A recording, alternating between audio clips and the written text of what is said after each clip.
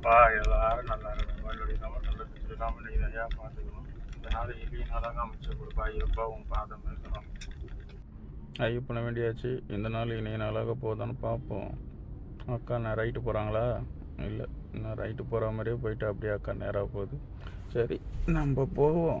இன்றைக்கி என்ன அடிக்க போதும் ரேபிடோவில் ஏதாச்சும் ஒரு அமௌண்ட்டு தேர்ச்சுன்னா பரவாயில்ல. ஒரு 1000 ரூபாய்க்கு வரனா கூட 500 சம்பளம், 500 டியூவுக்குன்னு போயிடும். டீசலுக்கு என்ன பண்ண போகிறோம் இன்றைக்கி பொழுது. அக்கா மறுபடியும் ரைட்டு திரும்புதா? சரி போகா நான் உரமாக போகிறேன். இன்னும் ரைட்டு போகிற மாதிரி போகிறாங்க, டப்புன்னு நேராக போகிறாங்க. என்னத்த சொல்கிறது போங்க, ஒன்றும் சொல்கிறதுக்கு இல்லை. அக்கா பின்னாடியே போனால் வேலைக்கு ஆகாது. நம்ம லெஃப்ட் எடுத்து ஓவர்டேக் பண்ணி நேராக போயிடுவோம். அதுதான் நமக்கு சேஃப்டி.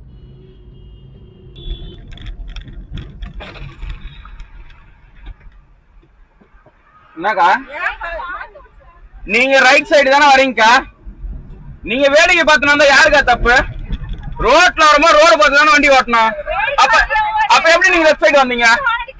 நான் எதுக்கு ஹார்ன் அடிக்கணும்? லெஃப்ட் சைடுல ஏற எதுக்கு ஹார்ன் அடிக்கணும்? ரைட் சைடுல ஏறினா தான் ஹார்ன் அடிக்கணும். பைத்தியம் நீங்க தான். அக்கா ராங் ரூட்டில் வந்துட்டு என்ன பைத்தியம் திட்டுது. என்ன பண்ணுறது? பைத்தியம்தான். டாக்ஸி ஓட்டுறோம் நாங்கள் எல்லாரும் பைத்தியம்தான். நீங்கள் தான் கரெக்டாக